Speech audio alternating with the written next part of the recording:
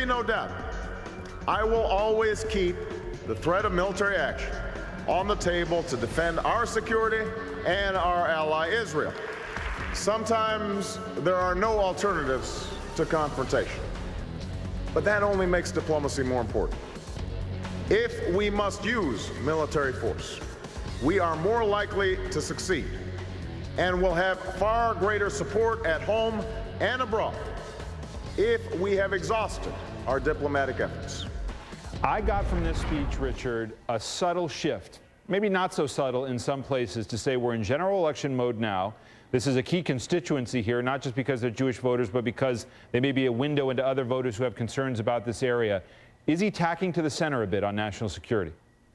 Yeah, I'm not sure if you can call it the center, but he is certainly making it. That was the most hawkish speech I have heard him deliver in the entire campaign. Now, is that targeted towards Jewish voters in Florida? I think in part. It is also to do with the patriotism question, the military service issues. Is he ready to be commander-in-chief? It actually, I mean, the shafts are fairly subtle here. This guy was never a pacifist. I mean, he got lampooned for saying that he wanted to go target al-Qaeda in Pakistan if the Pakistani government wasn't going to do so. And everyone said, well, where did that come from? So he's never been some kind of purely anti-war candidate, but he does have to go out and say where he is prepared to use force. And especially emphatic was his expression that he would do everything in his power to stop Iran from obtaining a nuclear weapon. He repeated that 3 times. Absolutely. Okay, we're going to take a break here. We're going to come back with Smart Takes tonight. Rich Lowry, National Review, on Obama's non-traditional liberal campaign. You're going to want to see this when the race comes back. We are back with Smart Takes tonight.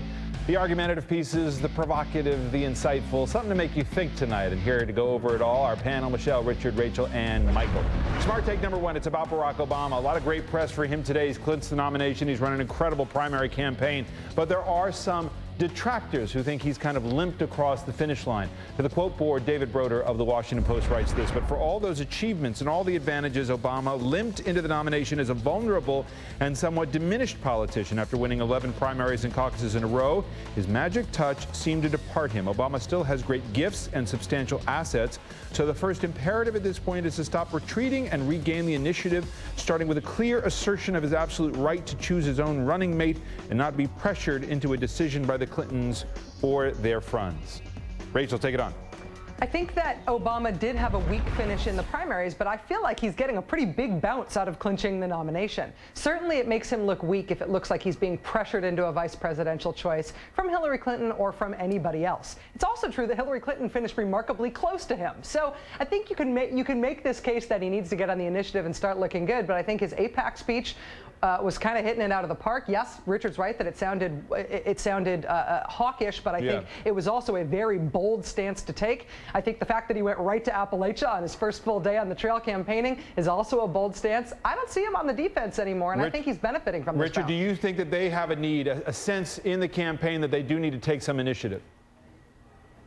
Yeah, well, frankly, they're exhausted and they want to take a rest right now. But do they need to move quickly on McCain? Yes, and actually they're enjoying it much more. This is a candidate who's actually been energized by drawing the big contrast, talking about some of these more substantive things about the war, the economy, as opposed to, you know, who can reach certain you know, slices of the electorate better. So he's energized by this. All right, let's go to Smart Take number 2. This is Rich Lowry from the National Review Online. He's also talking about Obama.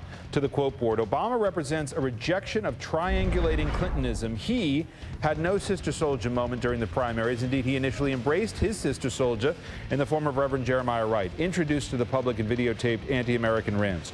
Nor did Obama make any creative policy departures like Clinton's advocacy of welfare reform in 1992. Obama is the fullest flowering of liberal orthodoxy since George McGovern, and yet, let him finish here, Rachel, and yet his candidacy might not be electoral suicide.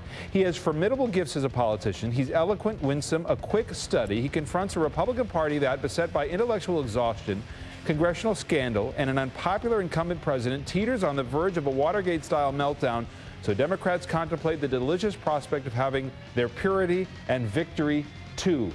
That is a lot said. Michelle? I think what he's saying is, you know what? Obama might actually win this thing. He's not perfect. He's too liberal. He's this, he's that. But I think that that many Republicans are sitting back and they're remembering Peggy Noonan when she said Republicans know something that Democrats don't know. Barack Obama is not Bambi. He's bulletproof. And I think that that's really the sentiment expressed in this, despite all of the problems that he sees with an Obama candidacy. Do you yeah, mind Rachel, if I explain purity my and wow? victory as well. What do you say? I think if this was a pure liberal candidacy, we'd be talking about single-payer health care. We'd be talking about prosecuting members of the current administration for war crimes. We'd be talking about abolishing the death penalty. I mean, I could dream up a liberal candidacy for you. I would have to dream it, though, because Barack Obama is not that guy. I love the caricature, but it's so far from the truth. All right, Smirk, take 10 seconds. I got to take a break. It's not an analogous situation in 1972, and he didn't embrace Sister Souljah. He defined himself in contrast to Jeremiah Wright when that scandal broke. All right, we're going to take a break here. Obama Veep-Stakes coming up next. Jim Webb and Barack Obama together at an event right now in Virginia. Does that portend something ahead? We're going to look at Veep-Stakes.